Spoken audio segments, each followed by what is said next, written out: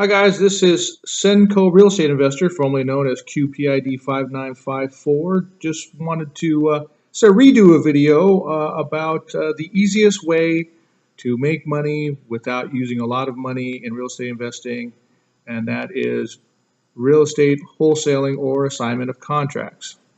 So the basic type of procedures, you want to find a property that you put under contract. And then what you do is you take that contract and you assign or sell the right to purchase that property to another investor for a fee. Okay? Kind of a simplified way of saying it, but that's essentially what you're doing. Okay? So typically you're going to assign these contracts or sell the right to purchase the property to like someone like a rehabber who's going to take the property, fix it, and resell it. In some cases, you might actually assign it to an end buyer, but for the most part, you're probably going to be selling to somebody that's going to take another investor that has cash, that can act very quickly and close escrow very quickly. I mean, you can go ahead and assign a contract to somebody that is trying to get a loan. Maybe they want to move into the house or whatnot, but that typically takes 30 to 45 days, and then there are other restrictions they may come into play depending on how you purchase the house. So you typically want to sell to a rehabber, or you want to sign the contract over to a rehabber for a fee, okay? Okay, so let's say that you identify a property and you want to make an offer to the homeowner. So how do you develop a offering price? That's a question I get quite often. So what I do is I use kind of the basic formula most wholesalers use. There's a lot of gurus out there, and they'll kind of tell you different formulas to use. I'm going to tell you the one that I use, and it also is going to be dictated by area too, because some areas are going to be, houses are going to be easier to sell in some areas versus other areas, okay? So what I typically do is I take a property, when I look at the house, I first figure out something called ARV, okay? And that stands for after repair value.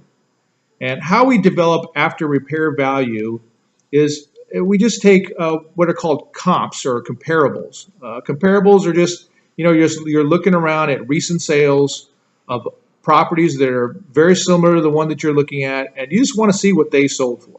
That's what comps are, okay? We call them comps in the real estate industry. There stands for comparables, but that's all it is you're just looking for houses that sold in the local area. I usually like to do no more than a half mile away on sales that have happened within 90 days, 6 months at the absolute most on some types of properties. Now, you can get a real estate agent to help you, or you can look, there are various different websites you can look at. Zillow is a very popular one that people look at. Now, in my experience with Zillow, it hasn't always been accurate, but at least it'll kind of give you a little bit of a ballpark. But you definitely want to see if you can find some comparables. Maybe if you have a real estate agent buddy or somebody that might be able to help you out, that's a very good thing to do. So you figure out what ARV is. And let's just say, for the sake of this video, let's just say that we've developed an ARV of $200,000. I'm just going to use nice round numbers. Now, $200,000 in my area doesn't buy a whole heck of a lot of house, but I'm just going to use that number, okay? So depending on the guru that you're going to talk to that are out there, they're going to tell you to offer anywhere from 65 to 70% of ARV minus your repair costs, your acquisition costs, or what they call soft costs, and then also the amount of money that you want to make on the deal by assigning it, okay? So in this case, you have $200,000 ARV, 70% of that is $140,000. Let's say that you figure your repair costs are $25,000, soft costs $5,000. That brings you down to $110,000. Let's say you want to make $10,000 on the deal. Now you're at a nice even $100,000 that you would offer to the seller. Now, you may also want to offer maybe a bit less than that. Maybe you might want to offer about $90,000. Okay, gives you a little bit of room to negotiate in the event that they don't want to go quite that low. And the other key to it is you want to go after houses typically that need a lot of work because they justify an offer like this. Now, also, you have to realize you're offering to close escrow very quickly. That's a very big selling point when I wholesale properties to people because, I'm sorry, when I buy properties that I'm about to wholesale because, you know, if they can, if they can wait 30, 45 days, they might as well just go ahead and put the house on the market. But I typically go after people that need to sell really fast, that need the money really, really quick. So my big selling point is I'll have this money for you in a few days, 7 to 10 days, 2 weeks, somewhere in that range. Okay, that changes things because then also, since it is a cash transaction, they don't have to worry about me going to get a loan, doing anything like that. So it's very important that you structure the deal correctly so you can make money and the rehabber that you're selling to can also make money. Guys, I cannot stress to you, and guys, there's a saying in real estate investing, and I think just about all types of investing is you make your money when you buy, okay? You definitely want to evaluate these properties correctly. You want to study your area a little bit and make sure that you're presenting accurate information to whatever rehabber you're dealing with. Because if you get the reputation of not knowing what you're doing amongst rehabbers, amongst your investors, they're not going to want to deal with you, okay? Very important that you do that. So let's say that you've gotten your offering price, you've made an offer to the home seller, and they accept your offer, okay? And the next step you're going to want to do is get the property under contract. Now, contract is very important because that's essentially what you are assigning over to a rehabber. Now, something you need to understand about a real estate contract, when you buy a house, you not only get the house, but you get a bundle of rights that comes along with it. Okay, and like one of the rights is obviously to occupy the property, and you can actually assign that right to someone else. Okay, for instance, let's say you have a house and you want to rent it out to someone else. Well, what you've done is essentially assigned that right to another individual because while they're living there, you can't live there. I mean, if you've ever been a renter before and you needed to get a renter out, it's a very difficult process sometimes if they're not cooperating, okay?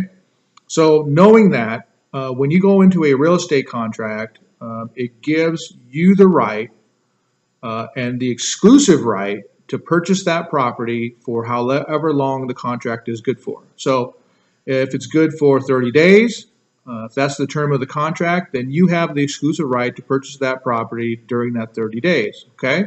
Whatever the term is.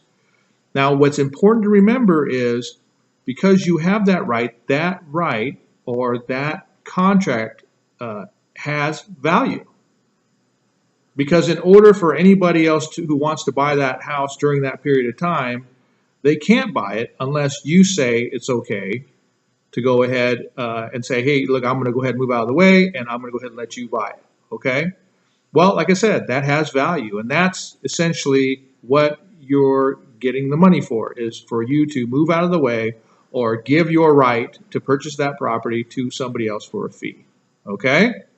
Very important that you remember that. So the contract, it doesn't have to be an elaborate contract. You can buy them at Staples. You can buy them, you can even download some online. If I were you, I would probably have somebody take a look at it, maybe an attorney or somebody kind of take a look, make sure it's right for your state. But in most cases, I mean, if you're going to Staples or that type of thing in your state, you're usually going to be okay. But still, it doesn't hurt to get a real estate attorney or at least an agent to kind of take a look at it for you, okay? So it can be 1 page. It could be 10 pages. Shoot, to be honest with you, legally, at least here in the state of California, and you'll have to check with your particular state, it can be on a napkin. Okay. Now I wouldn't recommend you do this on a napkin, but I'm just telling you that you can do a real estate contract on some toilet paper if you really want to. Okay. So keeping that in mind, you get yourself a contract, and the thing to remember when with whatever real estate contract you decide to use, you just have to remember to do to make sure of one of two things. One is that there isn't a clause on the contract that says that you can't assign the contract to anybody else. Okay, very important. The other thing also is you may want to, when you sign your name or you put your name on the contract as the buyer, you may want to put after it or as assigns, or you can put or assignee. Okay, so what you're essentially telling the seller is that you are buying the property or a person that you decide to assign the property over to. All right. Now, me personally, I'm very above board about that. I tell the homeowner, look, this is how it's going to go. Okay, I'm either going to buy the property myself with my own money, or I'm going to get a partner to come in with me who's going to bring the money in order to purchase the property. Okay, or I'm going to assign this contract to another investor, and then they're going to eventually buy the property, but it's not going to really make any difference to them. Someone's going to buy their property. They're going to get the money that they need, and it's not really going to make that much of a difference to them. Okay? Very important to kind of tell them that. And it's also, guys, it's also very important for you to be above board about what you're doing. Okay? It's fine to do that. All right? You want to do that. Doesn't mean that you disclose everything. It just means you disclose all the material facts. And me personally, I don't have a problem telling them exactly what I'm doing. And frankly, 99.9% of the time, the seller doesn't care. They just want to get the transaction done. Okay? So don't worry too much about that. Now, the other thing, at least in my state, and you'll want to check in your state, but I think most states are pretty consistent, is you have to give some type of consideration for the contract to be valid. And what I mean by that is, and typically, I think everyone's heard of putting a deposit on a real estate contract, maybe writing a check for $1,000, $2,000, $3,000, whatever dollars, and then putting that in escrow. Well, that is consideration, okay? And you have to have consideration. Now, there isn't. Now, it doesn't have to be money, to be honest with you. It could be a lot of different things. It could be a service. It could be, it could be other property. But in most cases and in most states, it's going to be some money. And that's what you're going to want to use in this case. So what do I use for consideration on my contracts? Okay. Well, you can do it one of two ways. I typically either get a $10 bill, or I get a money order for $10. And I make my my deposits non-refundable, which is something kind of nice. They can take the money right then and there, and they can do anything they want to do with it. Okay. Now, you don't have to do that. You can make it refundable if you want to, and just use a check and put that into escrow. But there really isn't a set amount, at least in the state of California, that I have to put in escrow. It just has to be some consideration. And I guess theoretically, and you may want to check with an attorney in your state or your area, I guess theoretically it could be less than $10, but I just use $10. Now, I know the premise of my videos on this channel is starting real estate investing with nothing. Now, I know $10 is not nothing. And to some people, I guess it is a decent amount of money. But if you got a real estate transaction, you got a great deal. You shouldn't have any trouble finding $10. So you just use somebody else's $10, okay? Go find a buddy of yours and borrow $10 from them. Go get a bunch of cans and recycle them and get $10, okay? Just whatever you need to do, get the $10. It doesn't have to be your $10. You can go borrow the $10. There just needs to be $10 in the deal, okay, for you to have consideration on the deal, all right? So once you do that, they sign the contract. You go ahead and present some type of consideration. You can open escrow. Okay, escrow is a third party that's going to handle all the paperwork and make sure everything gets done according to the contract. And they're also going to make sure that the transaction gets recorded and all the things that they do over at escrow. Okay, they also can pull what's called a preliminary title report. I believe in some states they call that abstracting. We call it a prelim, and then we can kind of make sure that the property is not encumbered, or meaning there's no liens or mortgages against it. If something does come up, then that means that you need to kind of step back and go back to the seller and say, hey, you didn't tell me about this particular lien, and you're going to need to work that out, especially if it's going to affect the deal. okay? Now, once you have the contract signed, one of the things I do is I go ahead and send it to my escrow company. I have one particular one. It's very important you find the right escrow company. And then I reach out to my rehabbers and I tell them about a property that I have under contract for $100,000. I go ahead and give them the address. They go ahead and take a look at it, and I'm asking $10,000 for the contract. So they'll go and take a look at it, see if it's something that they are interested in purchasing the contract from me. So now, one other thing that I do, and if you can do this, it'll really, really help you. It'll definitely save you some time. Is if I know a particular rehabber, and I do have one that I work with quite a bit, and he has a particular person that he goes to for a particular contractor that he has works on his properties. Well, I'll call him and say, hey, can you come out and check out this property with me? Because then if I go out and go to this rehabber and say, hey, look, I have this property, I have it under contract, I'm looking to assign the contract over to somebody, I can tell them their contractor already looked at the property, okay? Because typically what will happen is you'll contact a rehabber and then they'll go take a look at it, or they'll say, well, I want my guy to go out and take a look at it. Well, if their guy is already taking a look at it, then, or maybe they know the guy that's looked at the property, then they could just call them and say, hi, how'd it look? What do you think?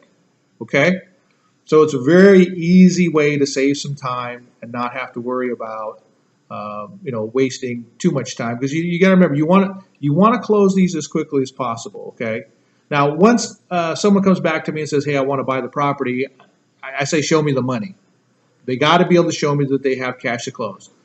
Things I don't want to hear are, well, I'll have the money in 2 or 3 weeks, or hey, I have to get a loan in order to buy the property. I don't want to hear that type of stuff. Now, when I first meet these people, I always ask them the question, can you close with cash? Okay, so that way at least I know this person can close with cash, or this person can close with cash, but they'll probably need to do some lending. So I'll know beforehand, before I approach them, what the expectations could be. Because guys, I mean, sometimes you'll go to a particular rehabber and then you'll find out that they're working on a house right now. They just don't have the cash, and that's very important to understand. So once you've got a prospective rehabber or a buyer, okay, I ask them, like I said, to show me the money. Once they've shown me the money, I ask them to meet me down at the escrow company. And I also ask them to do one of two things: either bring secured funds like a certified check with them to close escrow, and I get them the amount that we're going to need in order to close. And then also, I should say, I ask them to wire the funds into the escrow account. Now, if they do that, the funds are safe. They're not going to give them to me. Escrow is going to hold on to them until we actually get together and actually close. So we'll meet at the escrow company. I'll have my assignment paperwork. I will go ahead and sign the assignment paperwork there. I'll get my $10,000. He'll get the property. The seller will get their money, and everybody's all of a sudden happy. Now that's the simple version of it, and there certainly is a lot to learn. But like I said, that's kind of the basics. Now, one other thing to keep in mind is assignment of contracts in some states is a little bit of a gray area, okay? Now, me personally, I don't mind being in gray area as long as I know I'm in gray area, so I can act accordingly. Like for instance, in my case here in California, not that it's gray area, but some people will say that I need a real estate license in order to do what I'm doing. Well, I don't. But because it is a little bit of a gray area there, I don't act like a real estate agent. I don't go show the property. I don't do any of that stuff because, what you do, your actions can be taken into account there. And the whole reason I'm doing this is to make money, guys. And I know that's why you want to do it, is to make money. So as long as you're above board, you don't break any laws, you kind of make sure that you're acting ethically, and that you're disclosing everything to all parties involved, you should be okay. There really shouldn't be any problems. So anyway, just want to thank everybody for watching. If you want to comment, ask questions, anything like that, feel free to. Please subscribe, and I will be talking to you guys really soon. Thank you.